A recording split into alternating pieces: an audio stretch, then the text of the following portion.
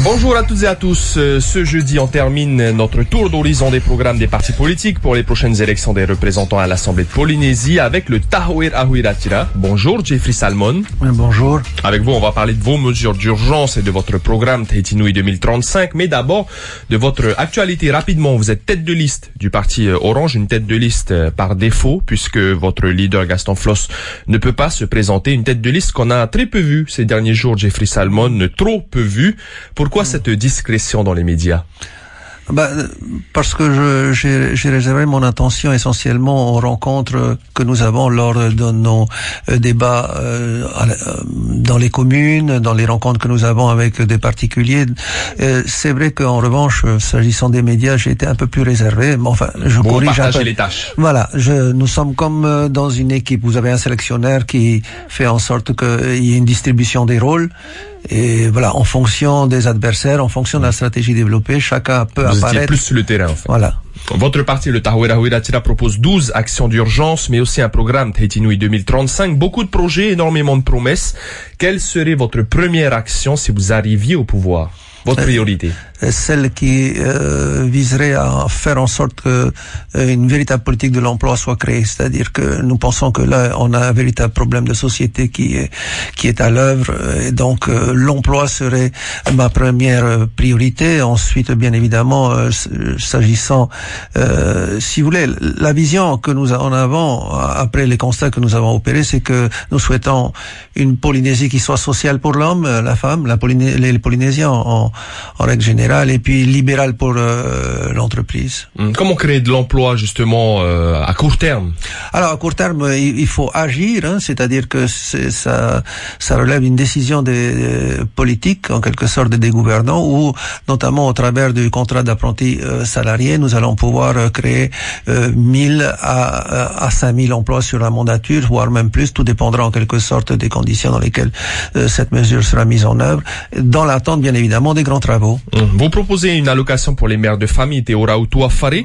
En 2013, c'était Tauturu ou Tuafare, mais le dispositif n'avait pas fait long feu car ça coûtait très cher à la collectivité. Quelle différence entre les deux dispositifs? C'est que les choses depuis se sont largement aggravées. Si vous prenez par exemple les 77 000 personnes, dit-on, qui seraient en dessous du seuil de pauvreté, vous prenez 55 000 chômeurs, vous prenez les violences sociales, tout ceci est en progression absolument ahurissante. Donc nous souhaiterions nous attaquer aux stocks, c'est-à-dire vous avez deux choses. Vous avez un flux, ce sont les 1700 bonhommes qui arrivent sur le marché du travail, et le stock, ce sont les 55 000 personnes pour lesquelles il va falloir trouver un emploi. Donc, Vous ne pensez pas tout de même que ça va encourager les mères au foyer à ne pas aller chercher de travail, justement? Non, pas forcément, non.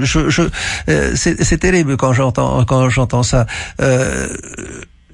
Quand vous êtes en situation de réelle précarité, de pauvreté, telle que ces femmes les rencontrent, ces situations, il est bien clair que leur apporter un revenu minimum de vie ne doit pas être jugé comme quelque chose que l'on prendrait aux autres, mais que l'on redistribue à la collectivité. Mais ça durerait combien de temps, ce dispositif? Jusqu'à provisoire? Oui, nous pensons pas pouvoir financer des opérations de la sorte sur le temps.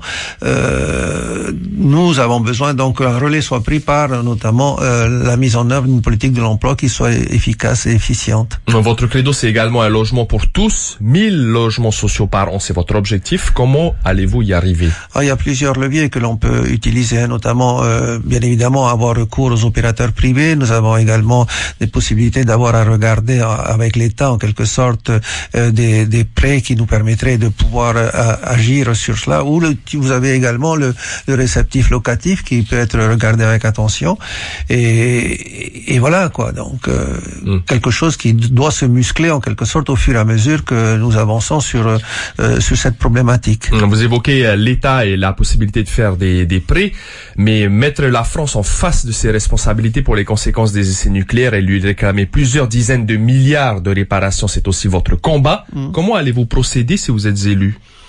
Essentiellement d'abord en rentrant en relation avec les autorités de l'État, voire à leur faire connaître en quelque sorte notre détermination, à partir de laquelle, bien évidemment, nous construirions des dossiers qui se tiennent. Lorsqu'on parle par exemple de la dette de la CPS, nous avons des éléments qui laissent à penser que véritablement c'est plus qu'une dette pour l'État, c'est un devoir que d'avoir à répondre en quelque sorte à ce qui a pu se passer dans la dernière décennie ou les dernières décennies. Si vous n'étiez pas entendu par l'État et que vous n'obteniez pas ces milliards, est-ce que vous seriez prêt à passer par l'ONU?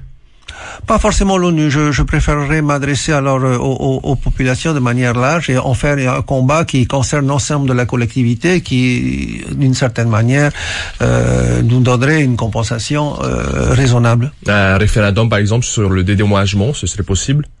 Ça peut être envisageable pour moi. Reste à voir un peu de quelle manière nous pourrions organiser ceci, mais je pense que si on peut rassembler l'ensemble des Polynésiens autour de thématiques fortes, avec bien évidemment des dossiers qui soient construits, je pense qu'il est préférable d'utiliser cette voie-là. Vous avez évoqué les comptes de la Caisse de prévoyance sociale, donc la réforme de la protection sociale généralisée, c'est un énorme chantier, mais vous promettez de ne pas toucher aux retraites. Comment allez-vous réformer?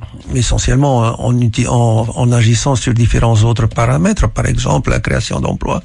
Si vous prenez par exemple mettons que l'on crée 6000 CAS, comme il y a des cotisations qui sont versées à la CPS, on peut penser que pour un nombre d'emplois de la sorte, vous avez à peu près 3 milliards qui seraient reversés aux caisses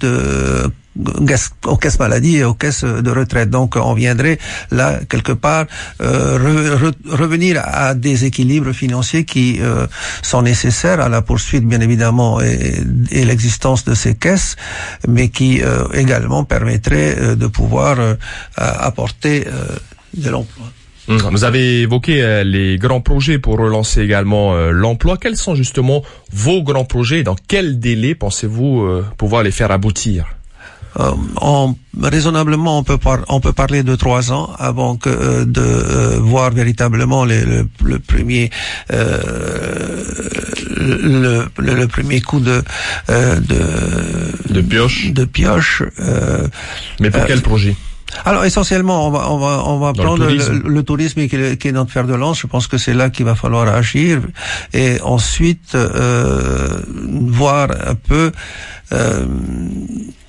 Les grands chantiers qu'est-ce que vous proposez? Essentiellement les Mahana Beach Tahiti Mahana Beach. Donc vous souhaitez annuler le village tahitien? Oui, je pense que je pense que bien évidemment il va falloir qu'on redécouvre les dossiers si véritablement nous sommes élus, et s'il y a la possibilité de pouvoir le faire, effectivement nous rapporterons cette décision. Donc le Tahiti Mahana Beach, votre grand projet, vous l'avez toujours en tête. Dernière question, Jeffrey Salmon, votre programme Tahiti Nui 2035 se projette donc. Comment voyez-vous la Polynésie en 2035?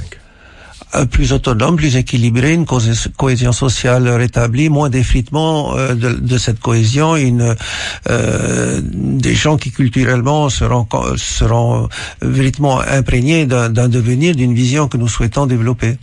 Merci beaucoup, Jeffrey Salmon. Je rappelle que vous êtes tête de liste du Tahoe Ahuiratira et que pour le premier tour ce dimanche, il y aura 6 listes engagées dans cette élection. Belle journée à vous. Merci.